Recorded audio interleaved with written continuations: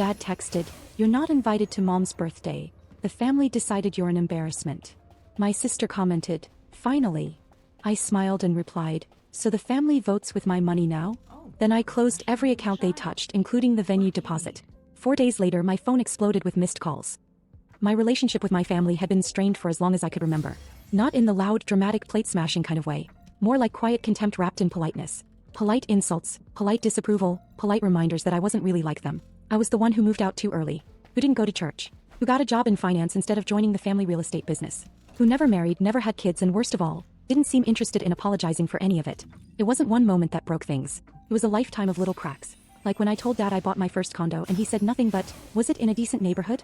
Or when Kelsey borrowed $2,000 from my checking account and everyone treated it like a misclick. Or when I flew Mom to New York for her birthday and she told people I did it because I was lonely and probably regretting not having a family of my own. So yeah, we weren't close, but I kept trying. Out of habit mostly. And guilt. Guilt that maybe I was the one being cold. That maybe I was just too proud. Which is why I paid the deposit for Mom's birthday party in the first place. It was supposed to be a surprise. A fancy rooftop dinner downtown, open bar, live jazz, catered menu, the works. They picked the date and I handled the logistics because you're so good at that stuff. Dad didn't offer to split costs. Kelsey definitely didn't. But I went along with it. I always did. Then the text came. 7:14 a.m. on a Thursday. No warning. No context. "You're not invited to Mom's birthday. The family decided you're an embarrassment."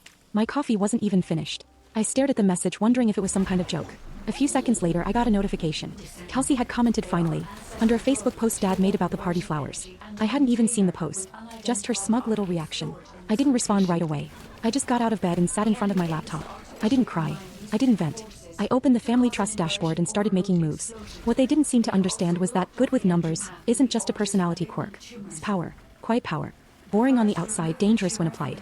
Within 2 hours I'd canceled the venue, canceled the catering, canceled the band, locked the Family Trust, froze the emergency account, flagged Dad's credit card for review, closed the little side account Kelsey used as her personal ATM, the one I used to refill every time she forgot rent. And then I went to work like it was any other day. 4 days passed in silence. Not even a passive-aggressive meme from Kelsey, which for her was rare. Then came Sunday. 11:03 a.m. The flood began. Missed calls. First Mom, then Dad, then 2 uncles, then Kelsey 6 times in a row. Voicemails piling up. Messages from people I hadn't heard from in years. Suddenly everyone wanted to know what happened. Where the money went. Why the venue called saying the reservation was off and the refund had been processed. I ignored every single one. It wasn't even about the money anymore. It was about dignity. I'd spent years being the family's financial punching bag. The reliable one. The responsible one. The one who kept her mouth shut and her wallet open. But the moment I became inconvenient, I was cut out like I never mattered. Fine. Let them throw a party without me. Let's see how far they get without the embarrassment paying for it. By Monday, the silence had turned into chaos. I woke up to 2 emails. One from Dad. One from my cousin Mel, who hadn't messaged me since 2019, when she asked if I could help her get a job at my firm. Both emails were long, scattered, and full of excuses. Dad started with "let's not blow this out of proportion" and somehow ended with a veiled threat about family loyalty. Mel said I don't want to take sides and then spent 5 paragraphs taking his. Apparently, canceling everything without notice was cruel, and people had already made plans. Mel's version of people was herself and her 2 friends who were going to use the open bar to network. I didn't bother replying. I had nothing left to explain. The real comedy began that afternoon when Kelsey started texting. I knew it was coming.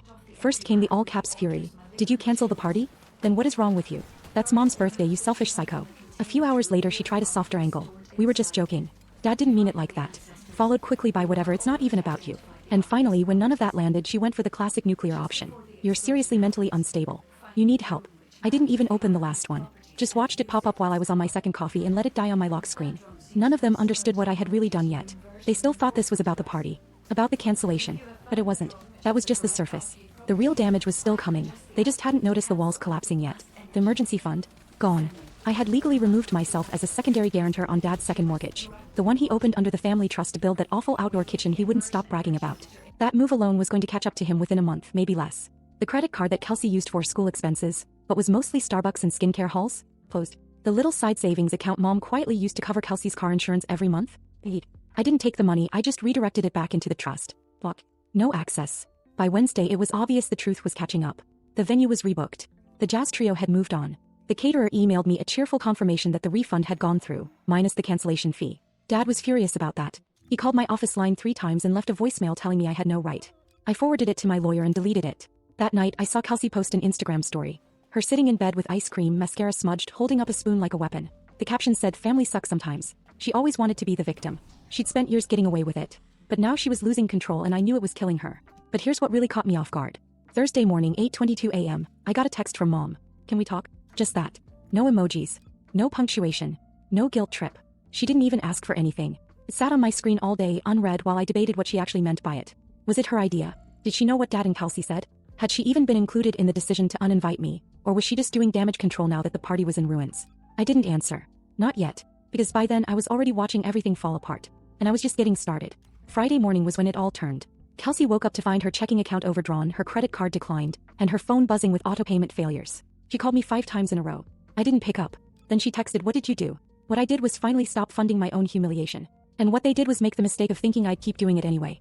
Friday afternoon, Kelsey sent me a Venmo request for $400. The note said rent. Please. Like nothing had happened. Like we hadn't burned the last bridge and watched it sink. I stared at it for a full minute before declining it. No message. Just declined. An hour later she called again. Twice. Then once from a blocked number which I didn't answer either. She left a voicemail crying this time, something about being trapped in her lease and not having enough for groceries. I deleted it without listening all the way through. The irony of being called an embarrassment by someone who hadn't bought her own shampoo in 6 months wasn't lost on me.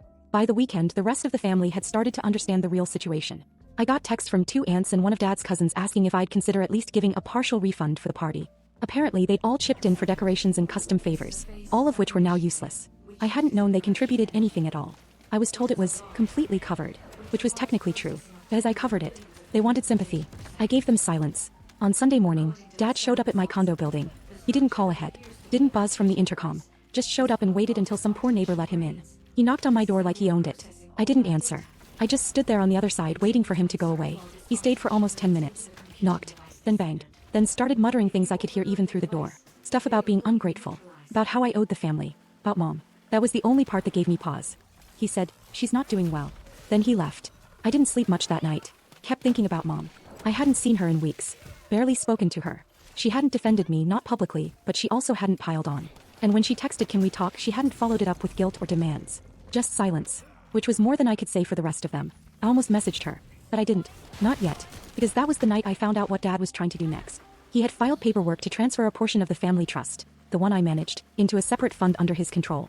The bank flagged it immediately because it was an unauthorized move. It triggered an internal alert. They called me. I knew then that this wasn't just about the party. This was him trying to take it all back.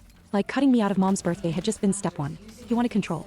Not just over me, over the money, the trust, everything.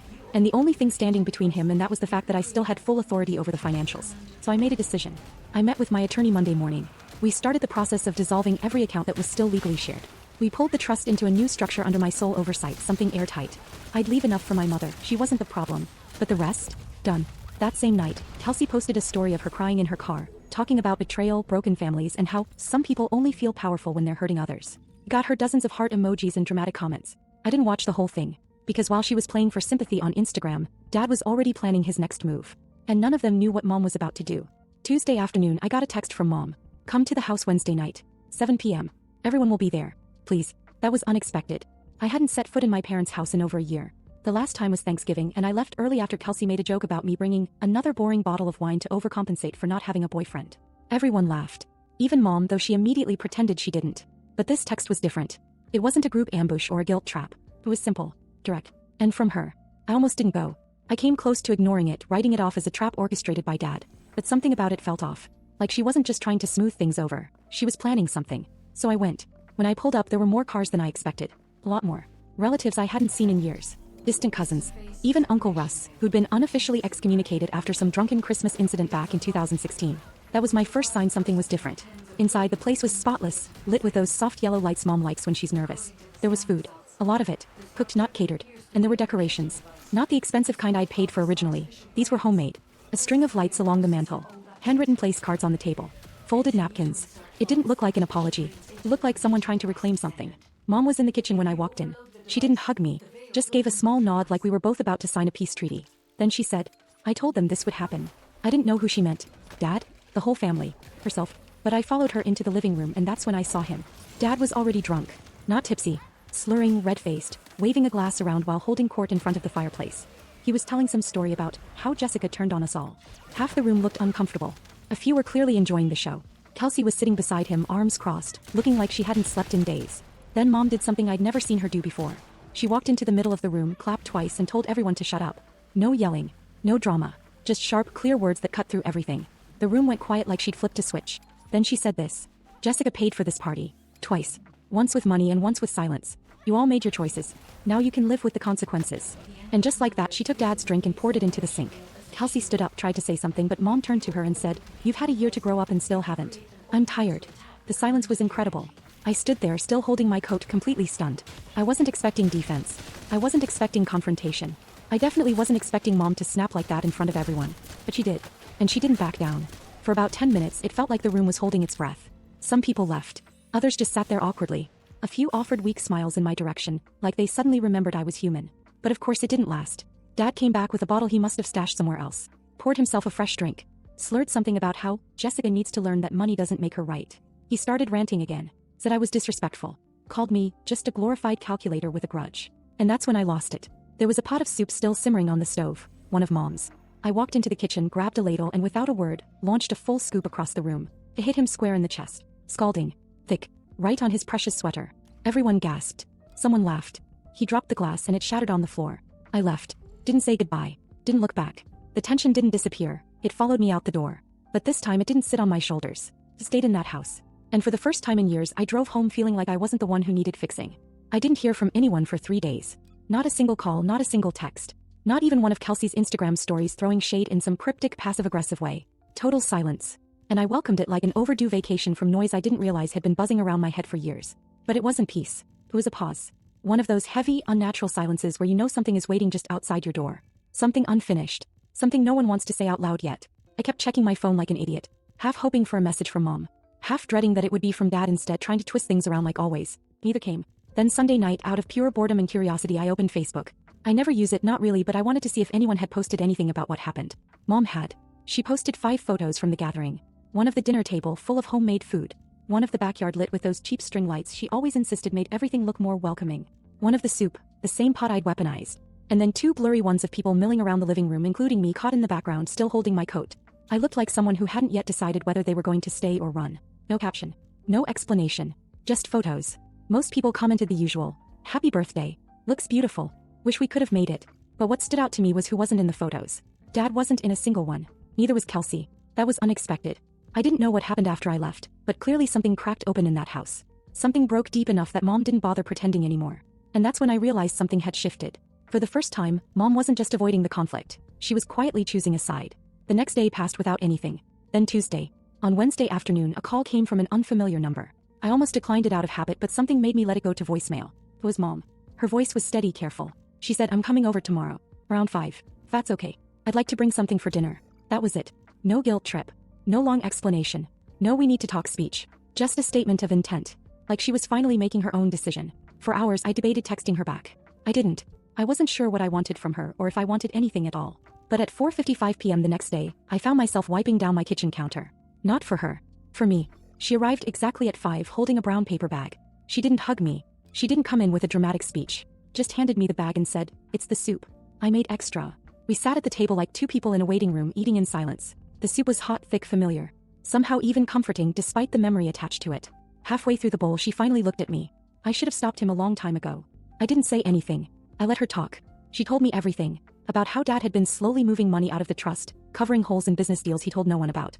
About how Kelsey had dropped out months ago but lied about finishing her degree, forging some kind of transcript just to keep the checks coming.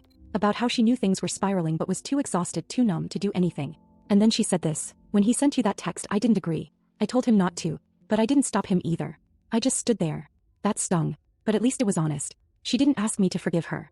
She didn't try to justify it. She just owned it. That alone made it different from every other conversation we'd ever had. We finished our soup. I poured us some tea. Still no dramatic reconciliation. No hand-holding moment. Just 2 women sitting across from each other, no longer pretending. Eventually she stood up and said, "I'll go now. I just wanted to say this face to face." At the door she paused and added, "I'm not asking you to come back. I just want you to know I left him 2 days ago." I didn't move. I didn't speak. I just watched her walk out. She didn't cry. Neither did I. I sat there for a long time after she left, staring at the empty bowls on the table, the 2 tea mugs between them. The room was quiet, not heavy this time, just still. She had finally left him. And I was finally free of all of them. Except her. And I wasn't sure if that scared me or gave me hope. The quiet was different now. It wasn't that tense, waiting for the next blow kind of silence. It was the kind that settles in after a storm. Still messy, sure. Broken branches everywhere, debris that'll take time to clear, but peaceful in its own way. You could finally hear yourself think. After Mom left, the days blurred a little. I went back to work, kept to myself, and didn't check the family group chat once. No one had messaged in it since the night of the soup incident, and I wasn't going to be the one to wake the dead. Kelsey hadn't reached out again. I figured she was scrambling. Without my money, she'd have to start making decisions, real ones. Not the kind you post about with a sad song playing over a crying selfie, but the kind that come with consequences. I imagined the missed payments stacking up, the overdue notices, the reality of who was really paying for her lifestyle finally hitting her in the face. I didn't feel sorry for her. Not anymore. Dad stayed quiet too, either out of shame or strategy. Probably the second one. I knew better than to assume a man like him would ever feel guilt. He was likely biding his time, waiting for the next opportunity to regain control. But the door was closed now.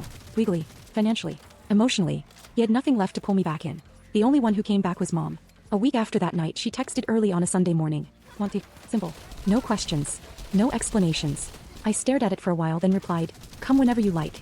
She showed up a little afternoon. Same old coat, hair pulled back, a soft, tired look in her eyes, but not defeated. Something else. Maybe calm. She brought a fresh box of chamomile and honey tea and sat across from me like we'd done this 100 times before. But we hadn't. Not like this. Not without pretending. We didn't talk much at first. I boiled water. She unfolded the napkin around her cup like it was part of a ritual. For a while, the only sound was the quiet hum of the kettle cooling. Eventually, she spoke.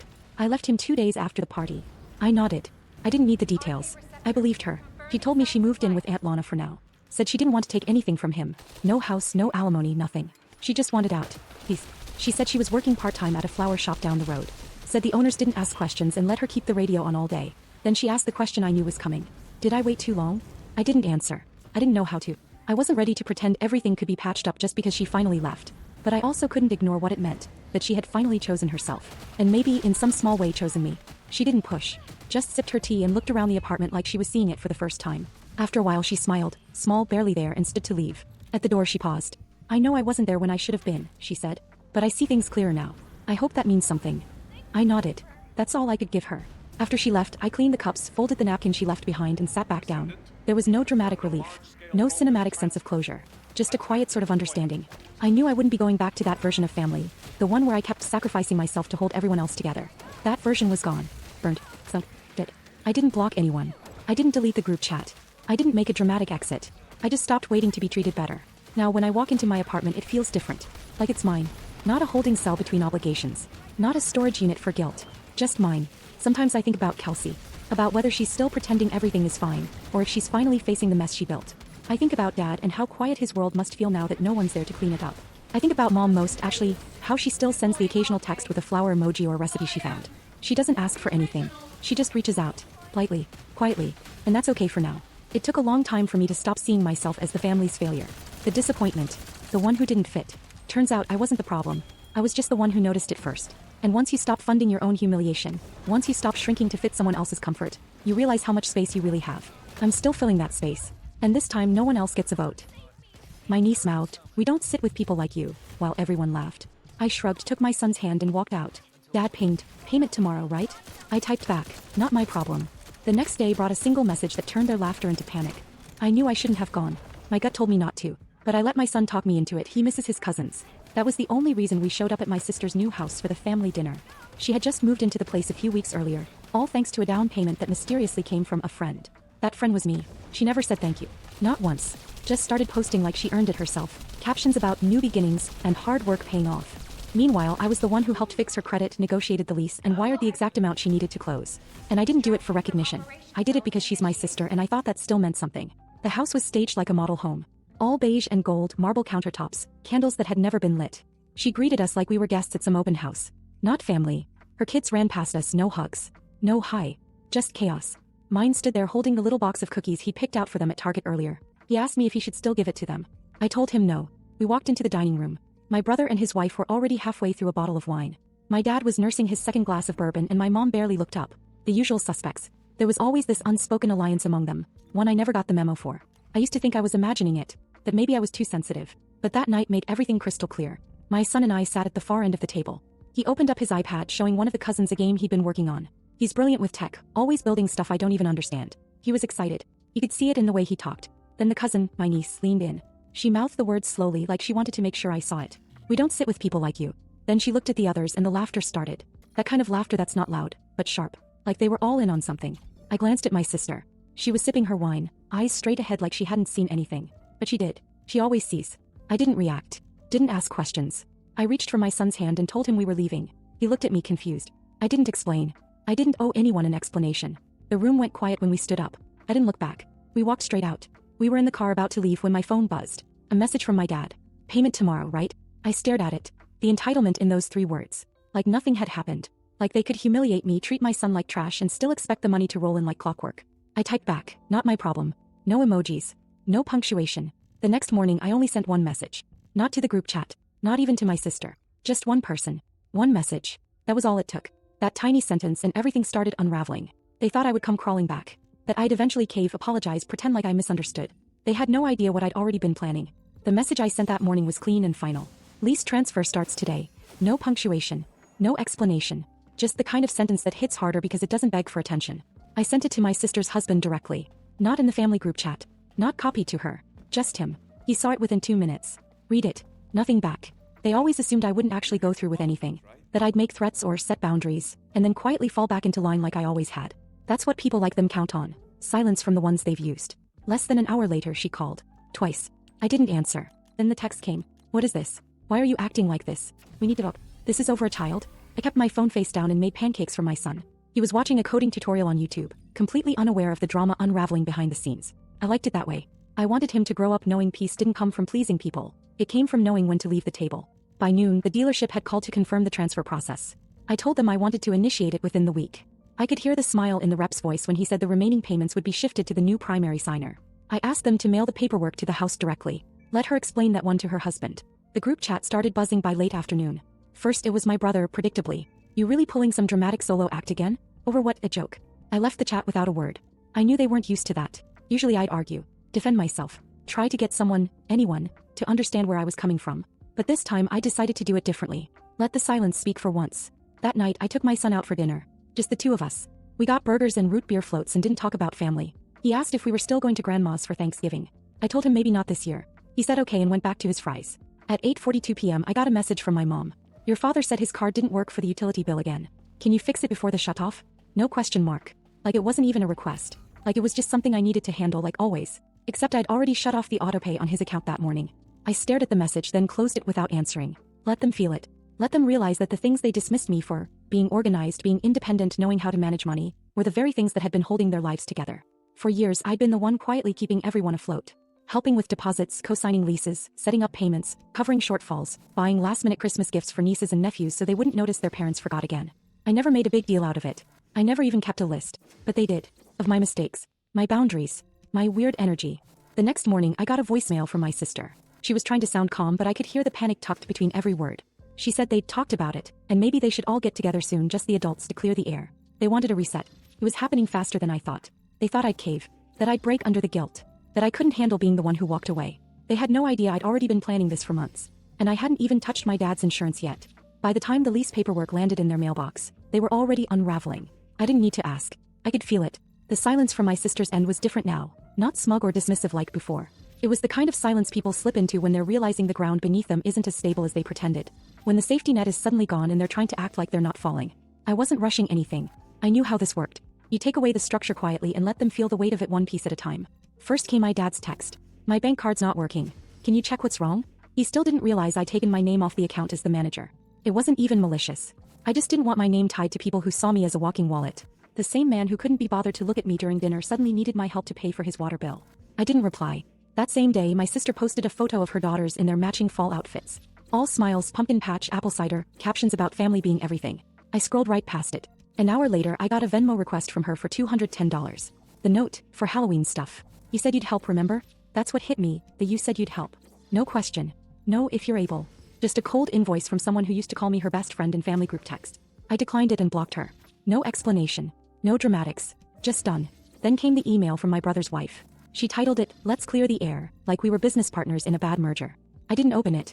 She'd been one of the loudest laughers at that dinner. Now she wanted peace? Not interested. Instead, I opened my finance spreadsheet. The one I never showed anyone. The one I updated every time I sent money for someone's emergency or birthday or unexpected car trouble. The total was staggering. I sat there in my kitchen looking at the numbers and laughed out loud. I never kept it to hold over them. I kept it because no one else ever did. Groceries for my sister during her maternity leave? $1,300 over 3 months. My brother's dental surgery copay? $420. Dad's heating bill during that snowstorm in 21. $268. Toys, gifts, and clothing for holidays when they forgot? I stopped counting. They always made me feel like I was lucky to be around them. Like I should be grateful to be tolerated. Meanwhile, I'd been holding the scaffolding for a structure that would have collapsed years ago. Sunday morning, I got a call from my sister. Not her phone, her husband's. I answered. She didn't even say hello. He jumped right in. Said she thought we were family. Said the girls didn't mean anything by it. Said I was making a big deal over something small. She even slipped in a "you've always been a little dramatic." Like that would soften me somehow. Like that wasn't the exact kind of thing I'd heard from her for the last 20 years. I asked her if she remembered exactly what her daughter said at dinner. Silence. Then she didn't mean it. They're just kids. I told her I didn't mean it either. When I paid her car insurance or fixed her resume, or pretended to believe the baby shower gift she said was from all of them wasn't actually something I picked out, wrapped, and paid for. She hung up. That night, my dad sent the longest message I've ever received from him. Paragraphs. Family doesn't cut each other off. Money comes and goes, but blood doesn't. You're teaching your son the wrong lessons. I read the whole thing once. Then I turned off my phone. My son and I stayed up making caramel apples in the kitchen. It got messy. We used too much chocolate. He laughed, told me that one of his cousins used to call him weird when they thought he couldn't hear. He asked if that's why we weren't going to grandma's anymore. I said yes. He said okay. And for the first time in my adult life, I didn't feel guilty for choosing peace over people. They weren't angry yet. Not really. Not the way they were going to be. That started when the insurance company called and told my dad his auto policy had been canceled because the auto pay was under my name. It started with a call from a number I didn't recognize. I almost let it go to voicemail, but I was stirring pasta sauce with one hand and my curiosity got the better of me. It was a man from my dad's insurance company. Polite but clearly uncomfortable. He wanted to confirm a policy cancellation. I told him I hadn't canceled anything. I just stopped paying. The difference was technical. He went quiet for a second, then said my dad's policy had fully lapsed 6 days ago. No payments, no renewal, no grace period left. He said it like he expected me to fix it on the spot. I told him I didn't manage that account anymore and hung up. Not even 20 minutes later, I got a text from my brother. What the hell did you do to dad's insurance? No greeting. No context. Just an accusation, as if I hadn't spent the last few years quietly keeping their lives stitched together like some off-brand Cinderella with a checking account. Then the follow-up, his truck got towed today. Cops pulled him over for a tail light, ran the tags, said no insurance. He's stranded. Are you happy now? That part wasn't planned. I hadn't thought about what would happen if he got pulled over. I just stopped paying. I didn't call the cops. I didn't mess with his account. I just removed my card and walked away. But of course it landed on him. Because no one else was paying attention. My mom probably thought the emails from the insurance company were spam. My dad figured I'd handle it like I always did. Neither of them asked. They never did. What really stung was the truck itself. They always made fun of it in the family, said it was old, loud, ugly. But it mattered to him. He rebuilt the engine with a buddy back in the 90s. It wasn't fancy, but it was his. I remembered being a kid and sitting in the passenger seat while he took me to the flea market. It still smelled like those Saturdays. Now it was sitting in an impound lot because I stopped doing the invisible work. Later that night, my mom finally broke the silence with a long text. Not a voice message, not a call. Just that passive-aggressive middle ground where she could pretend she was being civil. I don't know what's going on with you, but you're really hurting people who love you. This isn't how family works. You're burning bridges you might regret later. And just so you know, your grandmother would be ashamed of how you're acting. That line. She weaponized my grandmother. The only person in our entire family who ever defended me. Who bought my son birthday gifts on time, who never treated him like an afterthought. I sat on the couch staring at that message, feeling something sharp move through my chest. I didn't respond. Instead, I opened my laptop and finished something I'd been putting off for a while. A formal closure of the joint education fund I'd set up for the nieces and nephews 5 years ago. Not that anyone knew I had been contributing to it. I just quietly added $50 here and there when I could. All those birthdays where I didn't show up with toys, that was where the money went. I closed the account, withdrew the final balance, transferred it to a savings fund for my son. He deserved to benefit from the money I'd set aside. Not kids who laughed at him. Not parents who let them. That night I got one more message. This one was different. No name. No number. Just a plain padded envelope in my mailbox. Inside was a beaded bracelet, the kind kids make with elastic string and plastic letters. The beads spelled out my son's name with one letter missing like she'd run out. There was a piece of paper folded around it. It looked like it had been torn from a notebook. I'm sorry. Mom says I'm not supposed to say that, but I am. I miss you and my son's name. Please come to the Christmas play. I want you to be there. It was from my niece. The same one who mouthed those words across the dinner table. The same one who laughed while the rest of them looked away. And I believed her. Because kids don't fake guilt like that unless they mean it. But the saddest part? I knew she probably had to sneak that letter out. Because her mom didn't want her saying sorry. Her mom didn't want me to show up. Her mom wanted control. The kind you can't keep once people stop depending on you. They were slipping now. Not because I was punishing them. But because they were finally standing on their own feet. And realizing they hadn't learned how. And I hadn't even touched the one thing they all really needed from me. My signature. Because without it, my sister couldn't refinance her mortgage. And her balloon payment was coming in 43 days. He thought I didn't know. About the balloon payment. About the refinancing deadline. About the call she made to her lender 2 months ago where she asked for an extension and they told her no. She assumed I'd forgotten I was still technically listed as a co-signer. That the house she flaunted like a trophy was only hers as long as I stayed quiet and compliant. But I knew. I had the date saved in 3 places. My calendar, a sticky note in my drawer, and a quiet little countdown on my budgeting app. 43 days. 43 days until the payment came due in full. They needed my signature to refinance. No signature, no new loan. No new loan, no house. She'd have to sell or default. And suddenly that "look what we built" Instagram caption would feel a lot more hollow. I hadn't said a word. I wanted her to feel the clock ticking. By the time Monday rolled around, the silence from her end was starting to feel like panic. Everyone else had already reached out. My brother sent a long message about rebuilding trust, and how maybe we all need to take accountability. That was rich, coming from someone who once told me at Thanksgiving that my son probably needed a male influence because I was raising him to be too soft. I didn't reply. My dad tried calling again. I let it ring out. He left another voicemail saying he didn't want to fight, that they missed us, that he wasn't good at emotions, but this was his version of trying. I saved it. Not to replay, just to remind myself of the difference between effort and guilt. Tuesday night, I was folding laundry when the doorbell rang. I opened the door to find 2 small gift bags sitting on the welcome mat. One had a dark blue hoodie, clearly my son's size, still with the tag.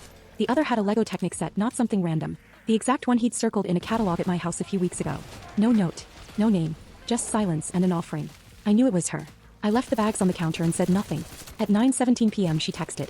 "I think we need to talk. I know things went too far. I need to ask you something. Please." Still no apology. No mention of what her daughter said. Just that strange, careful language people use when they want something but don't want to admit they did anything wrong. I didn't answer. I wanted her to sit with it. To wake up in the middle of the night and check her banking app and realize the lender wasn't playing games. To feel what it's like to depend on someone who's finally learned to say no. Wednesday morning, my mom texted. "Your sister's in trouble. She's scared. The bank's already warning her. She can't refinance without your signature. You know that." Then the kicker. "I'm not asking you to forgive her. But the kids shouldn't have to lose their home because of a mistake. Think about your nieces." My nieces. The same ones who whispered behind my son's back. The same ones who got iPads for Christmas and then acted like my son was beneath them for not having the same. But still, I thought about the letter. The bracelet. That torn notebook page with my son's name spelled in shaky, crooked beads. I wasn't heartless. But I also wasn't theirs anymore. Not in the way I used to be. That night, I took my son out for ice cream. We sat in the car and ate in silence. Then out of nowhere he asked, "Are we ever going back there? To their house?" I looked at him. His face was calm. Not hopeful. Just curious. I told him maybe. Things change. He said, "I don't think they will. But I liked the Lego set." "Me too," I said. And I meant it. That was the first time I realized I wasn't seeking revenge anymore. What I was doing, it was restoration. Of my boundaries. Of my time. Of my peace. And they could either adjust to that new version of me, or watch everything they built collapse. 43 days. Then it would be up to them. It was 6 days before the balloon payment deadline when I got the message from my sister. No demands. No guilt. Just 10 words that felt different from everything she'd said before. "If you don't sign, I'll understand. I really will." That was it. No passive-aggressive comments. No pretending it was about the kids. Just silence followed by what almost felt like accountability. I didn't respond. Instead, I spent the day with my son. We made lasagna from scratch. Watched a documentary about sharks. He asked if we were still mad at those people. That's how he said it, not our family. Just those people. I told him I wasn't mad anymore. He nodded. Said, "I still don't want to go over there unless you want to." He was giving me permission to protect myself. A 9-year-old. The next day, my brother showed up unannounced. He stood on my porch like he had no idea what to do with his hands. Asked if he could come in. I told him I was fine talking from the door. He didn't flinch. He said it plainly, they were falling apart. My sister had tried to file paperwork for a private loan. Got denied. Too much debt. Her husband had packed his suitcase 2 days earlier and said he needed space. My dad stopped answering their calls completely. My mom was begging everyone to fix things but still too proud to reach out herself. Then he said something I didn't expect. "You were never the problem, Em.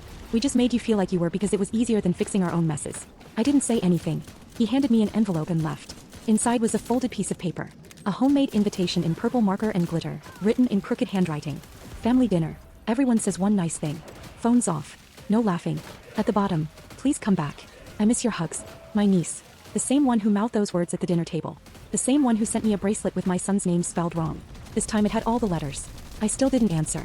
Not yet. 2 days later, I got a message from an unknown number. It was my sister's husband. A single sentence. "If you ever decide to come, just know we finally get it. And I'm sorry. For real." That night, my son asked if we could go to the bookstore. I said yes. He picked out a new hardcover Lego book. At the checkout, he turned to me and said, "I think we should go to that dinner. If they mess up again, we just leave. But maybe we give them one more chance." I stared at him. Not because he said it, but because of how much older he sounded when he did. He wasn't doing it for them. He was doing it for me. The day before the deadline, I called the bank. I scheduled a meeting. Signed the paperwork. Didn't tell anyone. I let them sweat for 24 hours longer. Not because I was being cruel, but because I wanted to make sure they didn't mistake forgiveness for permission. Then Saturday came. We showed up at my sister's house just before sunset. I was expecting tension. A quiet room. Maybe some awkward attempts at small talk. Instead, I walked into something I didn't recognize. The table was full. Real food, not just appetizers. A printed place card with my son's name. 2 gifts in front of his chair. One wrapped in newspaper comic strips, the other in gold ribbon. No one reached for their phones. No one made jokes at anyone else's expense. Everyone listened. Everyone spoke once. When it got quiet, my sister stood up. She didn't cry. She didn't perform. She just said, "I forgot who you were. And I forgot how much of this family was only standing because you held it up." Then my mom, who hadn't looked me in the eye in 2 years, finally did. He said she was sorry. For not stopping things when they were small. For letting years of little disrespect turn into something unforgivable. For forgetting I wasn't just a helper. I was her daughter. And then slowly, like they'd all rehearsed it separately, each person said something true. Not flattering. Not dramatic. Just real. My son was quiet the whole time. At the end he said, "Thank you for the Lego set. It was my favorite one." That was it. That night we stayed longer than I thought we would. We left with full hands and no tension in our chests. And for the first time in years, when I looked at that table, I didn't feel like a guest at a performance. I felt like a person who finally got to sit, not because I was useful, but because I was wanted. Because this time they met me at eye level. And this time we walked in on our own terms. Stories. As we got in the car to leave, my son buckled in, clutching the small card his cousin had made him. He didn't say anything until we pulled out of the driveway. Then he looked at me and said, "It felt different this time." And he was right. Something had shifted, not perfectly, not completely, but enough. Enough to see that the cracks in our family had finally let some light in. And maybe that's how healing really starts. Not with dramatic apologies or grand gestures, but with quiet moments where no one pretends anymore. Just honesty. Just presence. Just people trying.